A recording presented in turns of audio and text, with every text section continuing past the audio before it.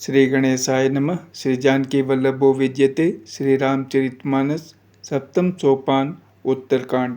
दोहा संख्या 114 के आगे। जो भक्ति की ऐसी महिमा जानकर भी उसे छोड़ देते हैं और केवल ज्ञान के लिए श्रम साधन करते हैं, वे मूर्ख घर पर खड़ी हुई कामधेनु को छोड़कर दूध के लिए मदार के पेड़ को खोजते फिरते हैं। हे पक्षीराज, सुनिए, जो लोग श्रीहरि की भक्ति को छोड़कर दूसरे उपायों से सुख चाहते हैं, वे मूर्ख और जड़ करने वाले अभागे बिना ही जहाज के तैरकर महासमुद्र के पार जाना चाहते हैं। शिव जी कहते हैं, हे भवानी, भुसुंडी के वचन सुनकर गरुड़ जी हर्षित होकर कोमल वाणी से बोले, हे प्रभु, आपके प्रसाद से मेरे हृदय में अब संदेह, शोक, मोह और भ्रम कुछ भी नहीं रह गया। मैंने आपकी कृपा से श्री रामचंद्र जी के पवित्र गुण समूहों को सुना और शांति प्राप्त की। हे प्रभु, अब मैं आपसे एक बात और पूछता हूँ। हे कृपा सागर, मुझे समझाकर कहिए। संत, मुनि, वेद और पुराण ये कहते हैं कि ज्ञान के समान दुर्लभ कुछ भी नहीं है। हे गोसाई, वही ज्ञान मुनि ने आपसे कहा, परंतु आपने भक्ति के समान उसका आदर नहीं किया। हे कृपा के धाम, हे प्रभु, ज्ञान और भक्ति में कितना अंतर है, यह सब मुझसे कहिए। गरुड़ जी के वचन सुनकर सुजान काकभुसुंडी जी ने सुख माना और आदर के साथ कहा, भक्ति और ज्ञान में कुछ भी भेद नहीं है, दोनों ही संसार से उत्पन्न क्लेशों को हर लेते हैं। हे नाथ, मुनीश्वर इनमें कुछ अंतर बतलाते हैं। हे पक्षी श्रेष्ठ, उसे सावधान होकर सुनिए। हे हरिवाहन, सुनिए। ज्ञान, वैराग्य, योग, विज्ञान, ये सब पुरुष हैं। पुरुष का प्रताप सब प्रकार से प्रबल होता है। अबला माया स्वाभाविक ही निर्बल और जाति जन्म से ही जड़ मूर्ख होती है, परंतु जो वैराग्यवान और धीर बुद्धि पुरुष हैं, वही स्त्री को त्याग सकते हैं, न कि वे कामी पुरुष जो विषयों के वश में हैं, उनके गुलाम हैं और श्री रघुवीर के चरणों से विमुख हैं। वे ज्ञान के भंडार मुनि भी मृगनयनी युवती स्त्री के चंद्रमुख को देखकर विवश उसके अधीन हो जाते हैं। हे गरुड़ जी, साक्षात भगवान विष्णु की माया ही स्त्री रूप से प्रकट है। यहाँ मैं कुछ पक्षपात नहीं रखता, वेद पुराण और संतों का मत सिद्धांत ही कहता हूँ। हे गरुड़ जी, यह अनुपम विलक्षण रीति है कि एक स्त्री के रूप पर दूसरी स्त्री मोहित नहीं होती। आप सुनिए, माया और भक्ति ये दोनों ही स्त्री वर्ग की हैं, यह सब कोई जानते हैं। फिर श्री रघुवीर को भक्ति प्यारी है, माया बेचारी तो निश्चय ही नाचने वाली नटनी मात्र है। श्री रघुनाथ जी भक्ति के विशेष अनुकूल रहते हैं, इसी से माया उससे अत्यंत डरती रहती है। जिसके हृदय में उपमा रहित और उपाधि रहित विशुद्ध राम भक्ति सदा बिना किसी बाधा रोक टोक के बसती है, उसे देखकर माया सुखचा जाती है। उस पर वह अपनी प्रभुता कुछ भी नहीं कर सकती। ऐसा विचार कर ही जो विज्ञानी मुनि हैं, वे भी सब सुखों की खानी भक्ति की ही याचना करते हैं। श्री रघुनाथ जी का यह रहस्य गुप्त मर्म जल्दी कोई भी नहीं जान पाता। श्री रघुनाथ जी की कृपा से जो इसे जान जाता है, उसे स्वप्न में भी मोह नहीं होता। हे सुचतुर गरुड़ जी, ज्ञान और भक्ति का और भी भेद सुनिए, जिसके सुनने से श्री राम जी के चरणों में सदा अविच्छिन्न एकतार प्रेम हो जाता है। हे तात, यह अकथनीय कहानी वार्ता सुनिए, यह समझते ही बनती है, कहीं नहीं जा सकती। जीव ईश्वर का अंश है, अतएव वह अविनाशी, चेतन, निर्मल और स्वभाव से ही सुख की राशि है। हे गोसाई, वह माया के वशीभूत होकर तोते और वानर की भांति अपने आप ही बंध गया। इस प्रकार जड़ और चेतन में ग्रंथि गांठ पड़ गई। यद्यपि वह ग्रंथि मिथ्या ही है, तथापि उसके छूटने में कठिनता है। तभी से जीव संसारी जन्मने मरने वाला हो गया। अब न तो गांठ छूटती है और न वह सुखी होता है। वेदों और पुराणों ने बहुत से उपाय बतलाए हैं, पर वह ग्रंथि छूटती नहीं, वरन अधिकाधिक उलझती ही जाती है। जीव के हृदय में अज्ञान रूपी अंधकार विशेष रूप से छा रहा है, इससे गांठ देख ही नहीं पड़ती। छूटे तो कैसे, जब कभी ईश्वर ऐसा संयोग, जैसा आगे कहा जाता है, उपस्थित कर देते हैं, तब भी कदाचित ही वह ग्रंथि छूट पाती है। श्री हरि की कृपा से यदि सात्विकी श्रद्धा रूपी सुंदर गौ हृदय रूपी घर में आकर बस जाए। असंख्यों जप तप व्रत यम और नियमादि शुभ धर्म और आचरण जो श्रुतियों ने कहे हैं, उन्हीं धर्माचार रूपी हरे तृणों घास को जब वह गोचरे और आस्तिक भाव रूपी छोटे बछड़े को पाकर वह पहनावे। निवृत्ति सांसारिक विषयों से और प्रपंच से हटना। नोई गौ के दूते समय पिछले पैर बांधने की रस्सी है। विश्वास दूध दूहने का बर्तन है। निर्मल निष्पाप मन जो स्वयं अपना दास है, अपने वश में है, दूहने वाला अहीर है। हे भाई, इस प्रकार धर्माचार में प्रवृत्त सात्विकी श्रद्धा रूपी गौ से भाव निवृत्ति और वश में किए हुए निर्मल मन की सहायता से परम धर्म में दूध दोकर उसे निष्काम भाव रूपी अग्नि पर भली भांति उठावे, फिर क्षमा और संतोष रूपी हवा से उसे ठंडा करे और धैर्य तथा सम मन का निग्रह रूपी जामन देकर उसे जमावे। तब मुदिता प्रसन्नता रूपी कमोरी में तत्व विचार रूपी मथानी से दम इंद्रिय दमन के आधार पर दम रूपी खंबे आदि के सहारे सत्य और सुंदर वाणी रूपी रस्सी लगाकर उसे मथे और मतकर तब उसमें से निर्मल सुंदर और अत्यंत पवित्र वैराग्य रूपी मक्खन निकाल ले। तब योग रूपी अग्नि प्रकट करके उसमें समस्त शुभाशुभ कर्म रूपी ईंधन लगा दे। सब कर्मों को योग रूपी अग्नि में भस्म कर दे। जब वैराग्य रूपी मक्खन का ममता रूपी मल जल जाए, तब बचे हुए ज्ञान रूपी घी को निश्चयात्मिका बुद्धि से ठंडा करे। तब विज्ञान रूपणी बुद्धि उस ज्ञान रूपी निर्मल घी को पाकर उससे चित्त रूपी दिए को भरकर समता की दीवट बनाकर उस पर उसे दृढ़ता पूर्वक जमा कर रखे। जागृत स्वप्न और सुषुप्ति तीनों अवस्थाएं और सत्व रज और तम तीनों गुण रूपी कपास से तुरीय अवस्था रूपी रुई को निकालकर और फिर उसे संवारकर उसकी सुंदर कड़ी बत्ती बनावे। इस प्रकार तेज की राशि विज्ञान में दीपक को जलावे, जिसके समीप जाते ही मद आदि सब पतंगे जल जाएं। वह ब्रह्म मैं हूँ, यह जो अखंड तैल धारावत कभी न टूटने वाली वृत्ति है, वही उस ज्ञान दीपक की परम प्रचंड दीप शिखा लव है। इस प्रकार जब आत्मानुभव के सुख का सुंदर प्रकाश फैलता है, तब संसार के मूल भेद रूपी भ्रम का नाश हो जाता है और महान बलवती अविद्या के परिवार मोह आदि का अपार अंधकार मिट जाता है। तब वही विज्ञान रूपिणी बुद्धि आत्मानुभव रूप प्रकाश को पाकर हृदय रूपी घर में बैठकर उस जड़ चेतन की गांठ को खोलती है। यदि वह विज्ञान रूपिणी बुद्धि उस गांठ को खोलने पावे, तब यह जीव कृतार्थ हो। परंतु हे पक्षीराज गरुड़ जी, गांठ खोलते हुए जानकर माया फिर अनेकों विघ्न करती है।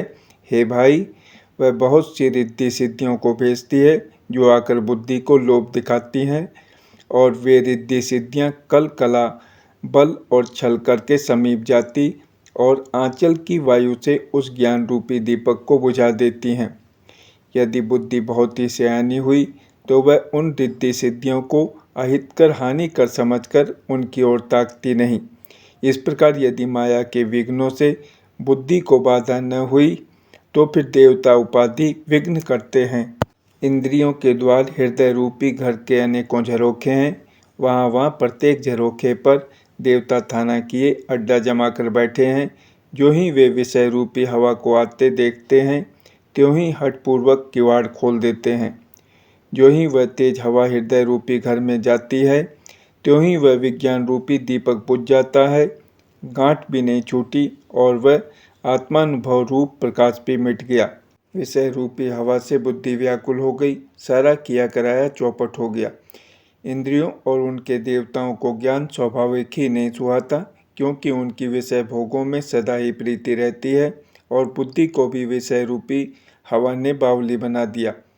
तब फिर दोबारा उस ज्ञान दीपक को उसी प्रकार से कौन जलावे। इस प्रकार ज्ञान दीप के बुझ जाने पर तब फिर जीव अनेकों प्रकार से संसृति जन्म मरण आदि के क्लेश पाता है। हे पक्षीराज, हरि की माया अत्यंत दुस्तर है, वह सहज ही में तरी नहीं जा सकती। ज्ञान कहने समझाने में कठिन, समझने में कठिन और साधने में भी कठिन है।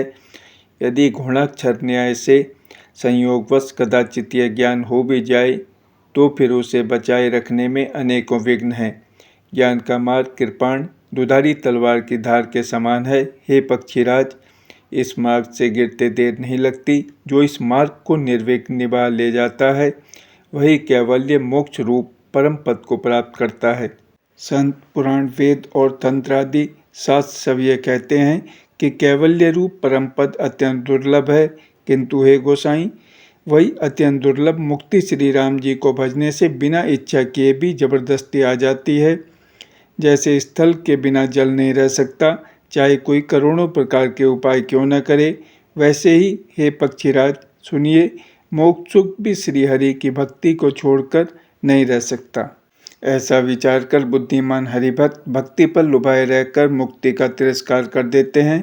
भक्ति करने से संस्कृति जन्म मृत्यु रूप संसार की जड़ अविद्या बिना ही यत्न और परिश्रम के अपने आप वैसे ही नष्ट हो जाती है जैसे भोजन किया तो जाता है तृप्ति के लिए, और उस भोजन को जठराग्नि अपने आप बिना हमारी चेष्टा के पचा डालती है। ऐसी सुगम और परम सुख देने वाली हरि भक्ति जिसे न सुहावे, ऐसा मूढ़ कौन होगा।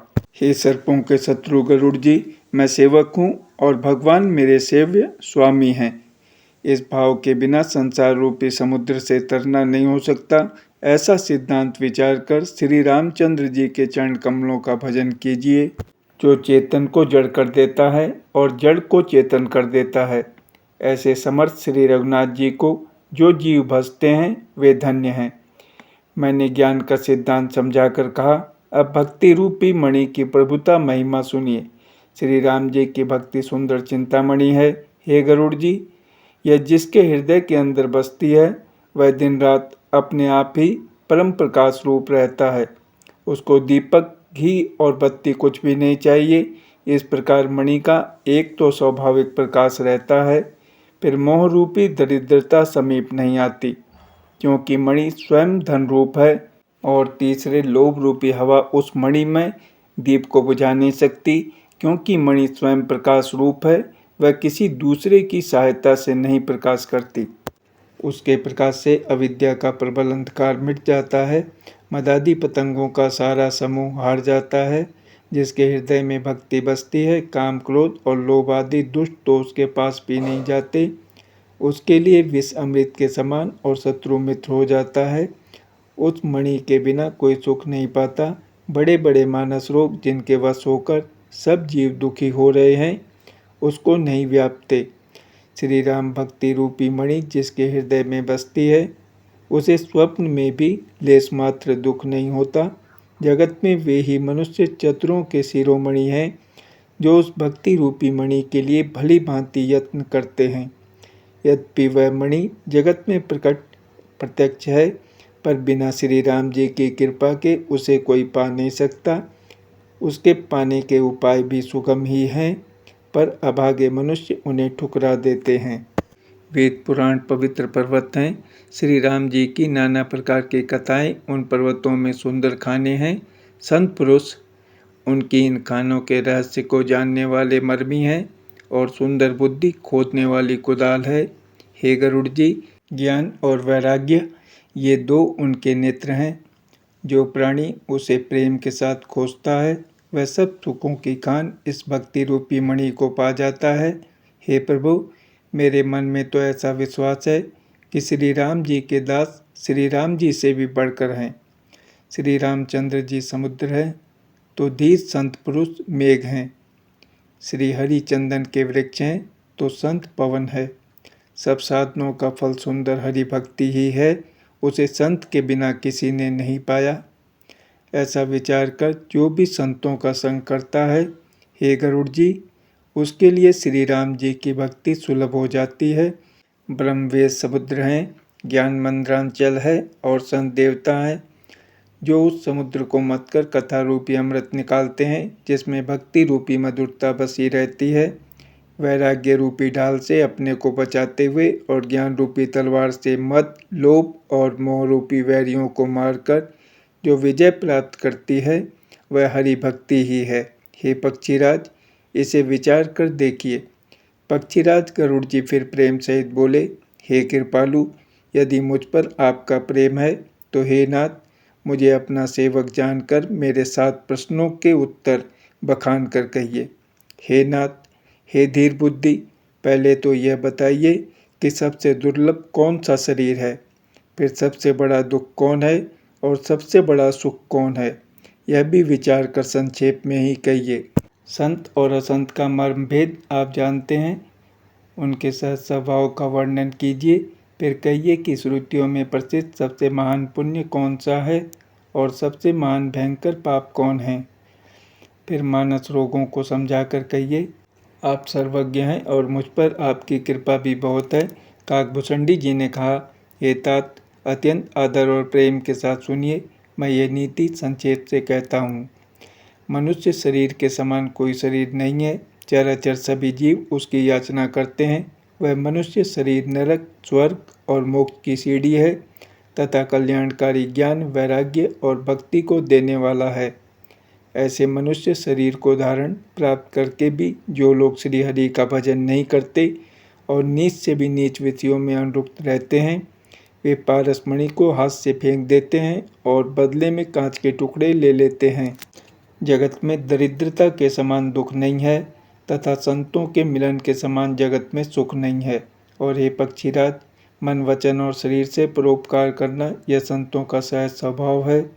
संत दूसरों की भलाई के लिए दुख सहते हैं और अभागे संत दूसरों को दुख पहुंचाने के लिए। कृपालु संत भोज के वृक्ष के समान दूसरों के हित के लिए भारी विपत्ति सहते हैं, अपनी खाल तक उधड़वा लेते हैं। किंतु दुष्ट लोग संत की भांति दूसरों को बांधते हैं और उन्हें बांधने के लिए अपनी खाल तक खिंचवाकर विपत्ति सहकर मर जाते हैं। हे सर्पों के शत्रु गरुड़ जी, सुनिए, दुष्ट बिना किसी स्वार्थ के सांप और चूहे के समान अकारण ही दूसरों का अपकार करते हैं। वे पराई संपत्ति का नाश करके स्वयं नष्ट हो जाते हैं, जैसे खेती का नाश करके ओले नष्ट हो जाते हैं। दुष्ट का अभ्युदय उन्नति प्रसिद्ध अधम ग्रह केतु के उदय की भांति जगत के दुख के लिए ही होता है और संतों का अभ्युदय सदा ही सुखकर होता है। जैसे चंद्रमा और सूर्य का उदय विश्व भर के लिए सुखदायक है। वेदों में अहिंसा को परम धर्म माना है और पर निंदा के समान भारी पाप नहीं है।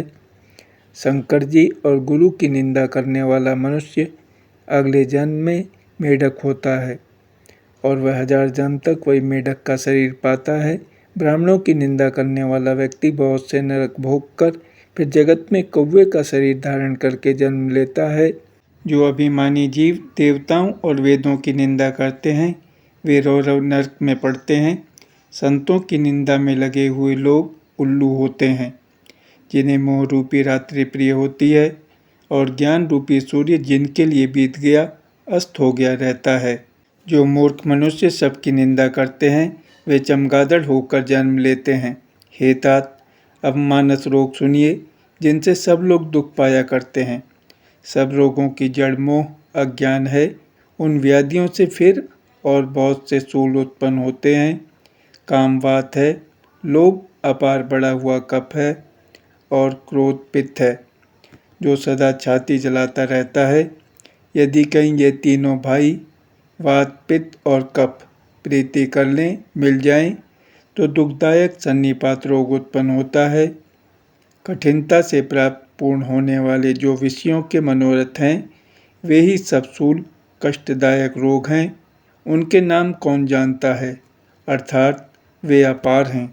ममता दाद है, ईर्ष्या डाक खुजली है, हर्ष विषाद गले के रोगों की अधिकता है। गलगंड, कंठमाला या घेगा आदि रोग हैं।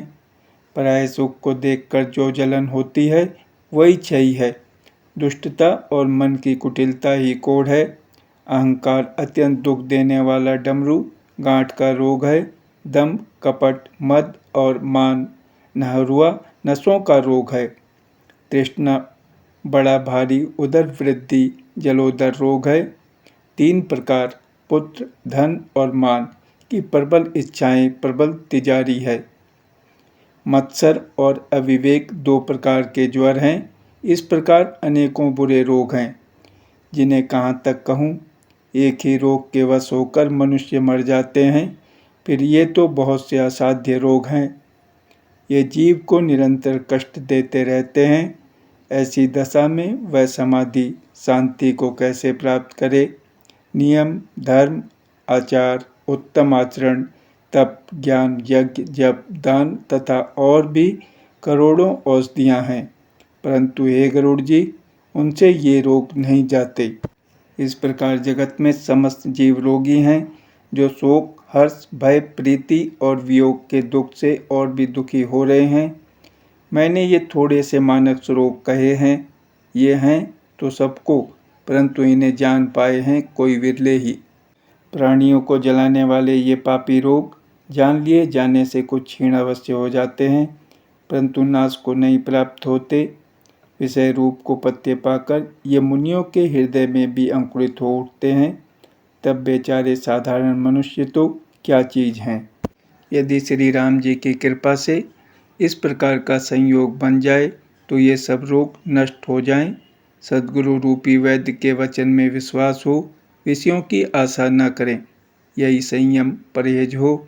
श्री रघुनाथ जी की भक्ति संजीवनी जड़ी है।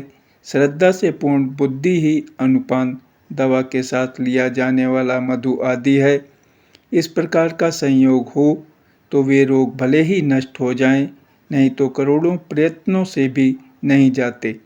हे गोसाई, मन को निरोग हुआ तब जानना चाहिए जब हृदय में वैराग्य का बल बढ़ जाए, उत्तम बुद्धि रूपी भूख नित नई बढ़ती रहे और विषयों की आशा रूपी दुर्बलता मिट जाए।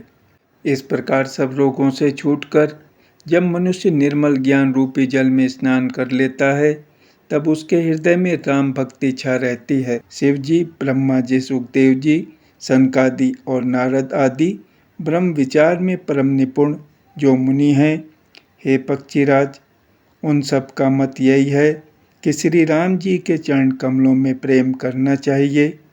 श्रुति, पुराण और सभी ग्रंथ कहते हैं कि श्री रघुनाथ जी की भक्ति के बिना सुख नहीं है।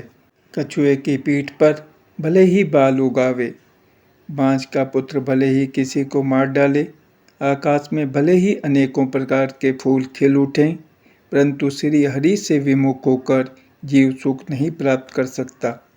मृग तृष्णा के जल को पीने से भले ही प्यास बुझ जाए, खरगोश के सिर पर भले ही सींग निकल आवे, अंधकार भले ही सूर्य का नाश कर दे, परंतु श्री राम से विमुख होकर जीव सुख नहीं पा सकता। बर्फ से भले ही अग्नि प्रकट हो जाए, ये सब अनहोनी बातें चाहे हो जाएं, परंतु श्री राम से विमुख होकर कोई भी सुख नहीं पा सकता। जल को मथने से भले ही घी उत्पन्न हो जाए और बालू को पेरने से भले ही तेल निकल आवे, परंतु श्री हरि के भजन बिना संसार रूपी समुद्र से नहीं तरा जा सकता। यह सिद्धांत अटल है। प्रभु मच्छर को ब्रह्मा कर सकते हैं और ब्रह्मा को मच्छर से भी तुच्छ बना सकते हैं। ऐसा विचार कर चतुर पुरुष सब संदेह त्याग कर श्री राम जी को ही भजते हैं।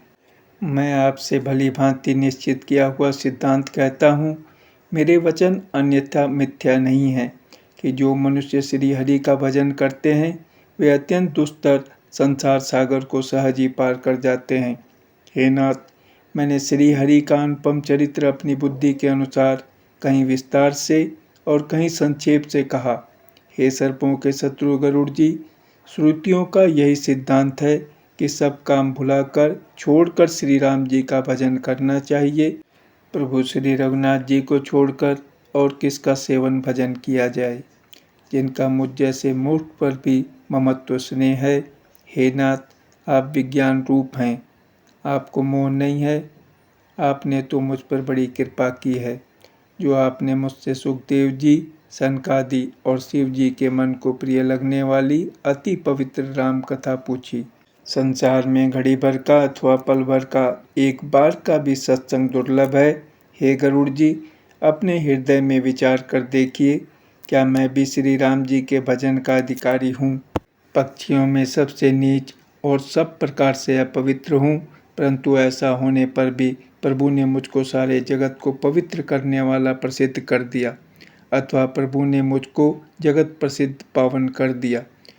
यद्यपि मैं सब प्रकार से ही नीच हूँ, तो भी आज मैं धन्य हूँ, अत्यंत धन्य हूँ, जो श्री राम जी ने मुझे अपना निज जन जान कर संत समागम दिया, आपसे मेरी भेंट कराई। हे नाथ, मैंने अपनी बुद्धि के अनुसार कहा, कुछ भी छिपा नहीं रखा। फिर भी श्री रघुवीर के चरित्र समुद्र के समान हैं। क्या उनकी कोई था पा सकता है? श्री रामचंद्र जी के बहुत से गुण समूहों का स्मरण कर करके सुजान भुसंडी जी बार बार हर्षित हो रहे हैं, जिनकी महिमा वेदों ने नेति नेति कहकर गाई है, जिनका बल प्रताप और प्रभुत्व सामर्थ्य अतुलनीय है, जिन श्री रघुनाथ जी के चरण शिव जी और ब्रह्मा जी के द्वारा पूज्य हैं, उनकी मुझ पर कृपा होनी उनकी परम कोमलता है। किसी का ऐसा स्वभाव कहीं न सुनता हूँ न देखता हूँ। अतः हे पक्षीराज गरुड़ जी, मैं श्री रघुनाथ जी के समान किसे गिनूँ समझूँ। साधक सिद्ध जीवन मुक्त उदासीन विरक्त, कवि विद्वान कर्म रहस्य के ज्ञाता, सन्यासी योगी सूरवीर बड़े तपस्वी ज्ञानी धर्मपरायण पंडित और विज्ञानी, ये कोई भी मेरे स्वामी श्री राम जी का सेवन भजन किए बिना नहीं तर सकते। मैं उन्हीं श्री राम जी को बार बार नमस्कार करता हूँ, जिनकी शरण जाने पर मुझ जैसे पाप राशि भी शुद्ध पाप रहित हो जाते हैं। उन अविनाशी श्री राम जी को मैं नमस्कार करता हूँ, जिनका नाम जन्म मरण रूपी रोगों की अव्यर्थ औषध और तीनों भयंकर पीड़ाओं आदि दैविक आदि भौतिक और आध्यात्मिक दुखों को हरने वाला है। वे कृपालु श्री राम जी मुझ पर और आप पर सदा प्रसन्न रहें। भुसंडी जी के मंगलमय वचन सुनकर और श्री राम जी के चरणों में उनका अतिशय प्रेम देखकर संदेश से भली भांति छूटे हुए गरुड़ जी प्रेम सहित वचन बोले। श्री रघुवीर के भक्ति रस में सनी हुई आपकी वाणी सुनकर मैं कृतकृत्य हो गया। श्री राम जी के चरणों में मेरी नवीन प्रीति हो गई और माया से उत्पन्न सारी विपत्ति चली गई। मोह रूपी समुद्र में डूबते हुए मेरे लिए आप जहाज हुए। हे नाथ, आपने मुझे बहुत प्रकार के सुख दिए, परम सुखी कर दिया। मुझसे इसका प्रत्युपकार उपकार के बदले में उपकार नहीं हो सकता। मैं तो आपके चरणों की बार बार वंदना ही करता हूँ। आप पूर्ण काम हैं और श्री राम जी के प्रेमी हैं। हे तात, आपके समान कोई बड़भागी नहीं है। संत, वृक्ष, नदी, पर्वत और पृथ्वी, इन सब की क्रिया पराये हित के लिए ही होती है। संतों का हृदय मक्खन के समान होता है, ऐसा कवियों ने कहा है, परंतु उन्होंने असली बात कहना नहीं जाना, क्योंकि मक्खन तो अपने को ताप मिलने से पिघलता है और परम पवित्र संत दूसरों के दुख से पिघल जाते हैं। मेरा जीवन और जन्म सफल हो गया। आपकी कृपा से सब संदेह चला गया। मुझे सदा अपना दास ही जानिएगा। शिव जी कहते हैं, हे उमा, पक्षी श्रेष्ठ गरुड़ जी बार बार ऐसा कह रहे हैं। उन भुसंडी जी के चरणों में प्रेम सहित सिर नवाकर और हृदय में श्री रघुवीर को धारण करके धीर बुद्धि गरुड़ जी तब वैकुंठ को चले गए। हे गिरजे, संत समागम के समान दूसरा कोई लाभ नहीं है, पर वह संत समागम श्री हरि की कृपा के बिना नहीं हो सकता, ऐसा वेद और पुराण गाते हैं। मैंने ये परम पवित्र इतिहास कहा, जिसे कानों से सुनते ही भवपाश संसार के बंधन छूट जाते हैं और शरणागतों को उनके इच्छानुसार फल देने वाले कल्प वृक्ष तथा दया के समूह श्री राम जी के चरण कमलों में प्रेम उत्पन्न होता है। जो कान और मन लगाकर इस कथा को सुनते हैं, उनके मन, वचन और कर्म, शरीर से उत्पन्न सब पाप नष्ट हो जाते हैं। तीर्थ यात्रा आदि बहुत से साधन, योग, वैराग्य और ज्ञान में निपुणता, अनेकों प्रकार के कर्म, धर्म, व्रत और दान, अनेकों संयम, दम, जप, तप और यज्ञ, प्राणियों पर दया, ब्राह्मण और गुरु की सेवा, विद्या, विनय और विवेक की बढ़ाई आदि, जहाँ तक वेदों ने साधन बतलाए हैं, हे भवानी, उन सब का फल श्री हरि की भक्ति ही है। किंतु श्रुतियों में गाई हुई वह श्री रघुनाथ जी की भक्ति श्री राम जी की कृपा से किसी एक विरले ने ही पाई है। किंतु जो मनुष्य विश्वास मानकर यह कथा निरंतर सुनते हैं, वे बिना ही परिश्रम उस मुनि दुर्लभ हरि भक्ति को प्राप्त कर लेते हैं। जिसका मन श्री राम जी के चरणों में अनुरक्त है, वही सर्वज्ञ, सब कुछ जानने वाला है, वही गुणी है, वही ज्ञानी है, वही पृथ्वी का भूषण, पंडित और दानी है, वही धर्मपरायण है और वही कुल का रक्षक है।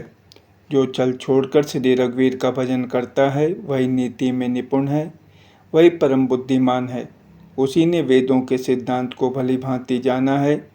वही कवि, वही विद्वान तथा वही रणधीर है। वह देश धन्य है जहाँ श्री गंगा जी हैं। वह स्त्री धन्य है जो पातिव्रत धर्म का पालन करती है। वह राजा धन्य है जो न्याय करता है, और वह ब्राह्मण धन्य है जो अपने धर्म से नहीं डिगता। वह धन धन्य है जिसकी पहली गति होती है, जो दान देने में व्यय होता है। वही बुद्धि धन्य और परिपक्व है जो पुण्य में लगी हुई है। वही घड़ी धन्य है जब सत्संग हो, और वही जन्म धन्य है जिसमें ब्राह्मण की अखंड भक्ति हो।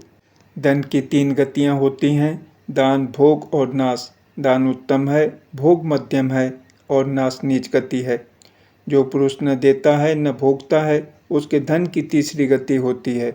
हे उमा सुनो, वह कुल धन्य है, संसार भर के लिए पूज्य है और परम पवित्र है, जिसमें श्री रघुवीर परायण अनन्य राम भक्त विनम्र पुरुष उत्पन्न हो। मैंने अपनी बुद्धि के अनुसार यह कथा कही, यद्यपि पहले इसको छिपा कर रखा था। जब तुम्हारे मन में प्रेम की अधिकता देखी, तब मैंने श्री रघुनाथ जी की यह कथा तुमको सुनाई। यह कथा उनसे न कहनी चाहिए जो सठ धूर्त हों, हठी स्वभाव के हों और श्री हरि की लीला को मन लगाकर न सुनते हों, लोभी, क्रोधी और कामी को, जो चराचर के स्वामी श्री राम जी को नहीं भजते, यह कथा नहीं कहनी चाहिए। ब्राह्मणों के द्रोही को, यदि वह देवराज इंद्र के समान ऐश्वर्यवान राजा भी हो, तब भी यह कथा कभी न सुनानी चाहिए। श्री राम की कथा के अधिकारी वे ही हैं जिनको सत्संगति अत्यंत प्रिय है, जिनकी गुरु के चरणों में प्रीति है, जो नीति परायण है और ब्राह्मणों के सेवक हैं, वे ही इसके अधिकारी हैं। और उसको तो यह कथा बहुत ही सुख देने वाली है, जिसको श्री रघुनाथ जी प्राण के समान प्यारे हैं। जो श्री राम जी के चरणों में प्रेम चाहता हो या मोक्ष पद चाहता हो, वह इस कथा रूपी अमृत को प्रेम पूर्वक अपने कान रूपी दोने से पिए। हे गिरजे, मैंने कलयुग के पापों का नाश करने वाली और मन के मल को दूर करने वाली राम कथा का वर्णन किया। यह राम कथा संस्कृति जन्म मरण रूपी रोग के नाश के लिए संजीवनी जड़ी है। वेद और विद्वान पुरुष ऐसा कहते हैं। इसमें 7 सुंदर सीढ़ियाँ हैं जो श्री रघुनाथ जी की भक्ति को प्राप्त करने के मार्ग हैं। जिस पर श्री हरि की अत्यंत कृपा होती है, वही इस मार्ग पर पैर रखता है। जो कपट छोड़कर यह कथा गाते हैं, वे मनुष्य अपनी मनोकामना की सिद्धि पा लेते हैं। जो इसे कहते, सुनते और अनुमोदन प्रशंसा करते हैं, वे संसार रूपी समुद्र को गौ के खुर से बने हुए गड्ढे की भांति पार कर जाते हैं।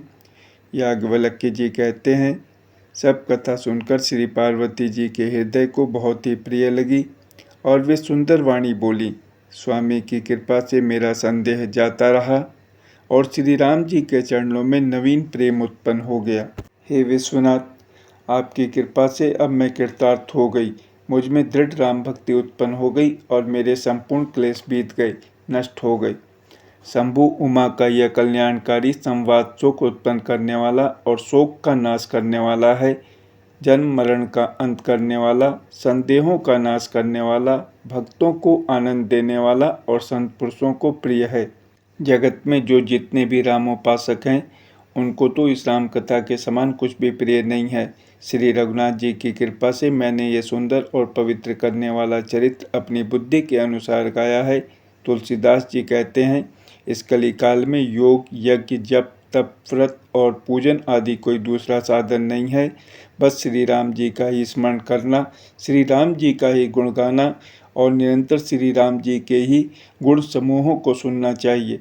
पतितों को पवित्र करना जिनका महान प्रसिद्ध बाना है, ऐसा कवि, वेद, संत और पुराण गाते हैं। रे मन, कुटिलता त्याग कर उन्हीं को भज, श्री राम को भजने से किसने परम गति नहीं पाई। अरे मूर्ख मन, सुन, पतितों को भी पावन करने वाले श्री राम को भजकर किसने परम गति नहीं पाई। गणिका, अजामिल, व्याध, गीत, गज आदि बहुत से दुष्टों को उन्होंने तार दिया। आभीर, यवन, किरात, खस, स्वपच, चांडाल आदि जो अत्यंत पाप रूप ही हैं, वे भी केवल एक बार जिनका नाम लेकर पवित्र हो जाते हैं, उन श्री राम जी को मैं नमस्कार करता हूँ। जो मनुष्य रघुवंश के भूषण श्री राम जी का ये चरित्र कहते हैं, सुनते हैं और गाते हैं, वे कलयुग के पाप और मन के मल को धोकर बिना ही परिश्रम श्री राम जी के परम धाम को चले जाते हैं। अधिक क्या, जो मनुष्य 5-7 चौपाइयों को भी मनोहर जानकर अथवा रामायण की चौपाइयों को श्रेष्ठ पंच कर्तव्य का सच्चा निर्णायक जानकर उनको हृदय में धारण कर लेता है, उसके भी 5 प्रकार की अविद्याओं से उत्पन्न विकारों को श्री राम जी हरण कर लेते हैं। अर्थात सारे रामचरित्र की तो बात ही क्या है, जो 5-7 चौपाइयों को भी समझकर उनका अर्थ हृदय में धारण कर लेते हैं, उनके भी अविद्याजनित सारे क्लेश श्री रामचंद्र जी हर लेते हैं।